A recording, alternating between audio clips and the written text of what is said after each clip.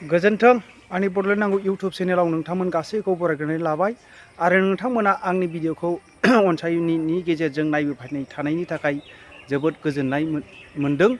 आरो आङो दिनै लाबोनो सानदों खोरोमदाव औवारिमोन जे आबसुनि जे दा दैदेनबाय थानाय बिथांमोनहा दिनै मा बुंनो हास्थायदों आरो जोंनि जे बडलेण्ड मोननायनि मोनसे क्राइटेरिया गैया होननानै बिथांमोनहा दिनै बुंगासिनो दङ। आङो जोबोद दुखुनांथाव मोनदों रायजो राजाफोर। दिनैहाय सरकारा मोनसे एजेन्डा खालामनानै होब्लासो बहाय सोमावसारनांगौ नामा?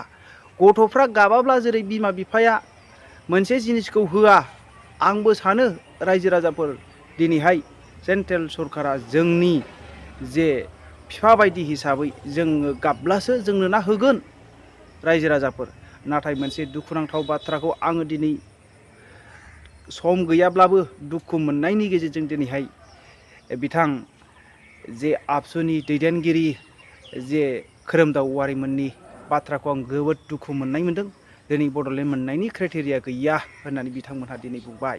बे जोबोद दुखुनांथाव बाथ्रा रायजो राजाफोर।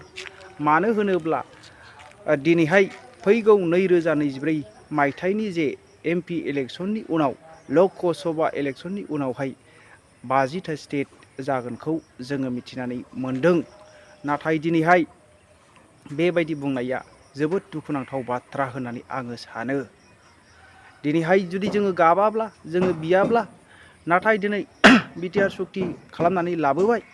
बे बिटिआर सुक्तियावबो माबायदि खालामनानै लाबोखो? दिनैहाय सासे सागानगिरियानो जोबथेसालियाव दङ। बेनिफ्राय आरोबाव दुखु नांथावसिन बबे दुखु दंबावो रायजो राजाफोर? मा सान्थि सुक्ति जाखो बेलाय? सोरबा माबाजों मोनसे फरायसा आफादजों सान्थि सुक्तिनि थाखाय सरकार सान्थि सुक्ति जायोमोन नामा? सोर जोंनि बिटिआरनि CEM जानांगौमोन? दिनै सोर जाखो जोङो बयबो नुनो मोनबाय।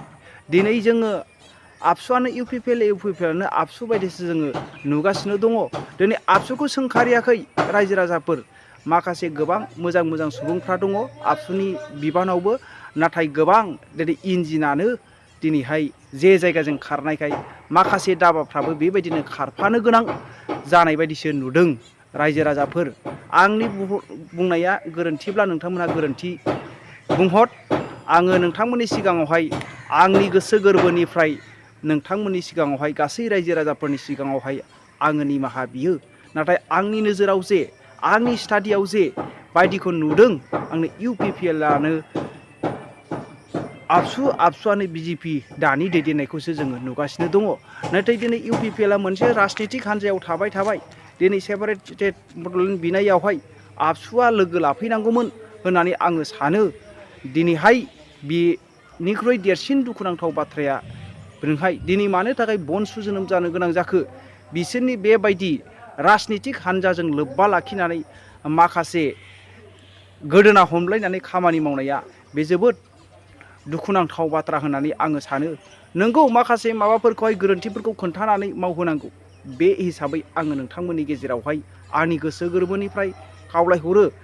नाथाय दिनैहाय नुखानानै बे अलखद समाव नुखानानै बेबायदि खालामनाया जोबोद दुखुनांथाव बाथ्रा होननानै आङो सानो रायजो राजाफोर। बेनिखायनो नोंथांमोना कमेन्ट खालामहर। दिनै जे आबसुनि खोरोमदाव औवारिमोन बायदि बुंनायनि बाथ्राया सैथो ना असैथो? आंथ' असैथो मोनदों। दिनै गावसिनि गाद्दिखौ माबा मोनसे मोनगोन देरनायनि सिमां नुनानै दिनैहाय बिथांमोनहा UPPL हान्जाजों गोदोना हमलायनानै आखाइ हमलायनानै स्रें स्रें थाबायदों नामा? आङो बेखौ सानो। दिनै सान्थि सुक्ति मोनब्ला, बिटिआरआनो जोबोद गोजोननाय सुक्ति मोनब्ला दिनै सासे सागानगिरिया मानो जोबथेसालियाव थानो गोनां जाखो? बे जोबोद दुखुनांथाव बाथ्रा। दिनै जोंहा मोनसे आलादा रायजो नङाब्ला जोंहा माब्लाबाबो जोंहा सान्थि रायजो जानो हानायनि मोनसे जोंहा परिबेसा फैया होननानै आङो सानो। बेनिखायनो जोङो खौसेयै आङो दा सापर्ट खालामो जायफ्रानाखि दा दिनै आवगायगासिनो दङ गोदान रायजो बिनायनि बे रायजोआवहाय आंहा सापर्ट दङ। बै समाव जुदि मोनसे हारिनि थाखाय लेन्ड मोना होननानै बुङोमोनब्ला, बै समावहायनो बिसोरो मोनसे बर'नि मुङावहाय गासै सिङावहाय बर'नि आन्दारावनो STनि आन्दारावनो माबाखौहाय जोंनि एरियायावहाय थानाय मोनसे मुं सोलायनानै लाबोनो हायोमोन ना? जुदि बिथांमोनहा बै समावहाय मोजां सुक्ति खालामनो मोजां खालामला होननानै बिथांमोनहा फुल एन्ड फाइनाल कमप्रिहेनसिभ खालामनानै लाबोबाय हिसाबै मोजाङै सिङावहाय मोजां फिथाइफोरखौ लाबोनांगौमोन ना खेबसेनो सागानगिरिफ्रा गनाय आफादनि मानसिफ्रा गनाय बेफोरबायदि लाबोनांगौमोन होननानै आङो सानो रायजो राजाफोर दिनै नोंथांमोना खोरोमदाव औवारि मा बुंनो हास्थायदों खोनासंदो। दिन्थि दं नाथाय जायफ्रा दिनै बेबायदि गोदान आफाद दानानै गोदान माने सोदोब बरनदों गोदान माने जि बिटिआर थामथि गोरोबथानि उनाव बिथांमोनहा हुज्रि खावनो नागिरदों जे बिथांमोना आलादा रायजोनि मोनसे सिन्था खालामदों बेफोरो गासिबो बाहाय राजनिति षड़यन्त्र दं मानोना जायबोदों जे बिथांमोना बेबायदि मोनसे खैसारियाव गावनि लाबालाबनि थाखाय दिनै बिथांमोना राजनितिनि खैसारियाव बेबायदि मोनसे सोमावसारनायनि मोनसे बार बिथांमोना दिनैहाय बार होनो नाजादों नाथाय थांबाय थागोन मानोना गोरोबथानि उनाव लोगो गोरोबथा मोनसेखौ नेवसिनानै आरो बेबायदि मोनसे थासारि सोरजिनाया बे बयनिबो थाखाय गनायथाव नङा गावनि राजनिति लाबालाबनि थाखाय दिनै नेवसिगारनो नाजानानै बायदिसिना सोंखारिनाय बाथ्रा लाबोनाया बियो दानि समाव गनायथाव नङा। ओंखायनो दुलाराय बर' फरायसा आफादा बिथांमोननि बे जि मोनसे सोमावसारनायनि थासारि लाबोनो नागिरनाय जों बेखौ खुनुदिन गनायनो हायाखै। जिहेतु गोदान आफाद बुनसु बिथांमोना डिभाइड आसाम 50-50 होननानै होस्रिखावबाय जिहेतु बिथांमोना गोसोखांथिबो बिलाइ होबाय बिथांमोना साननैसो थानानै जिहेतु दिल्लीयाव मोनसे धरना हाबाफारिबो लागोन होनदों बिनि सायाव नोंथाङा मा बुङो?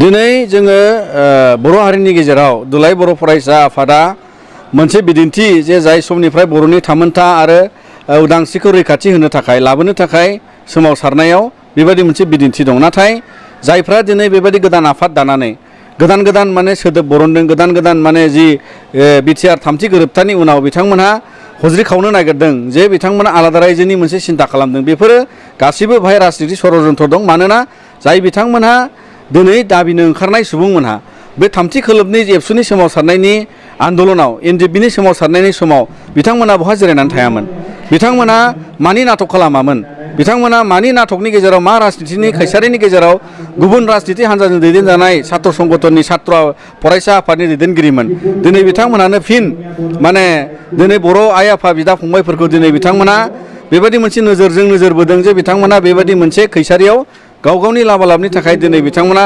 राजनितिनि खैसारियाव बेबायदि मोनसे सोमावसारनायनि मोनसे बार बिथांमोना दिनैहाय बार होनो नाजादों नाथाय बेयो जाफुंसार जानाय नङा मानोना बिथांमोननि जि जोनोम बिथांमोननि जे उद्देश्य आरो बिथांमोननि जि दैदेनगिरिफोरनिफ्राय लोब्बा थानाय बिथांमोना जोबोरानो गोबाङानो माने बिथांमोनहा माने समाजनि नोजोराव सोलिफुनाय सिगांनि सोमावसारनायनि नोजोराव बिथांमोना गावहानो माखासे माने गावनि सुफुंख'नो हायै माखासे जेंनाफोर दङ आरो बेखौ लानानै बिथांमोनहा दिनै जेबो जाफुंसारनाय नङा आरो बिनि थाखायनो बर' आइ आफाया दिनै थामथि गोरोबथानि उनाव जोङो मावफुंजाबजोबनायखौ बे बिटिआर गोरोबथाखौ मावफुंजोबनायनि फारसे जि जोङो नोजोर बोनानै दुलाराय बर' फरायसा आफादा भारत सरकार आसाम सरकारखौ नारसिनदों आरो बे फारसे नोजोर बोनानै जों थांबाय थागोन मानोना गोरोबथानि उनाव लोगो गोरोबथा मोनसेखौ नेवसिनानै आरो बेबायदि मोनसे थासारि सोरजिनाया बे बयनिबो थाखाय गनायथाव नङा मानो होनबा बिएसि गोरोबथानि उनाव 1996आवसो फिन बिएसि गोरोबथाखौ माने जोंनि थाखाय थोजासे नङा होननानै बेबायदि मोनसे सोमावसारनाय लाबोनाय जादों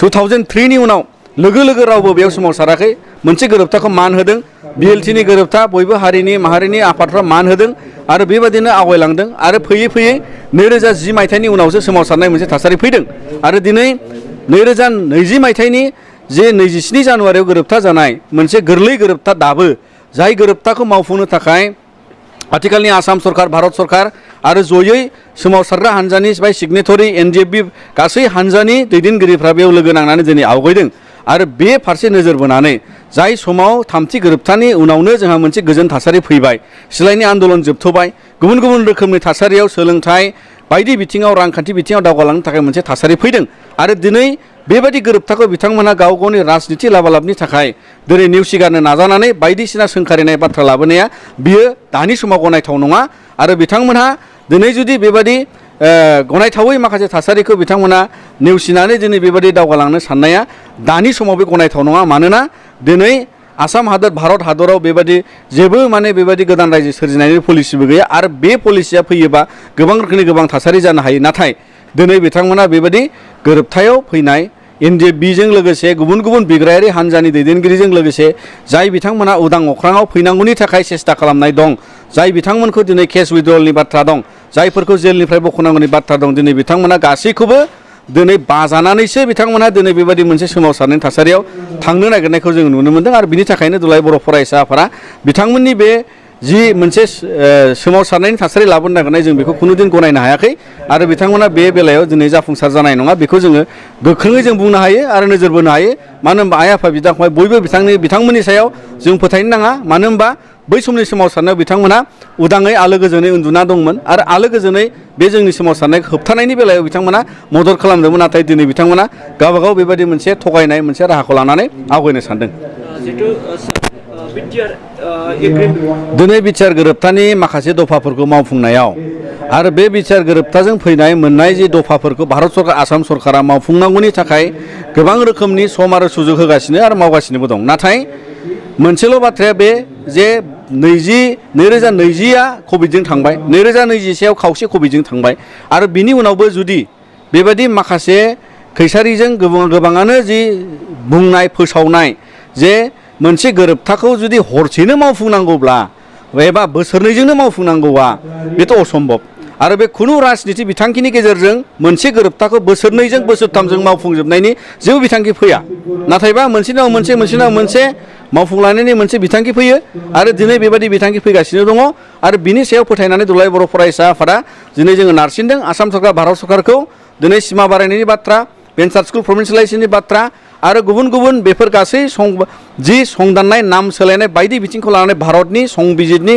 एमेन्डमेन्ट जानानै गनायथि मोननांगौनि थासारिसिम थांनो थाखाय बियो एसे सम लानो हागौ नाथाय बेबायदि गोरोबथाखौ नेवसिनानै नासयनानै बाथ्रा बुंनाया बे गनायथाव नङा मानो होनबा मोनफा मोनफा आयेनिक नोजोरजों नायोबा गासैखौबो मावफुंनायनि थाखाय मोनसे सम थायो आरो बेबायदि समखौ लानो हायो नाथाय बेखौ बेबायदि एकर्डखौ नेवसिनाय नासयनाय बेयो गनायथाव नङा आरो बिनि थाखायनो जों बिथांमोनखौ सोंखारियो जे बे थामथि गोरोबथाखौ बिथांमोना सोंखारानायनिफ्राय गोजानाव थानांगौ मानोना गासै खामानिया फारि फारि जालांगोन बेखौ जों फोथायो आरो बे जाफुंनांगौनि थाखाय दुलाराय बर' फरायसा आफादा मालाबाबो जों सिरि थानाय नङा।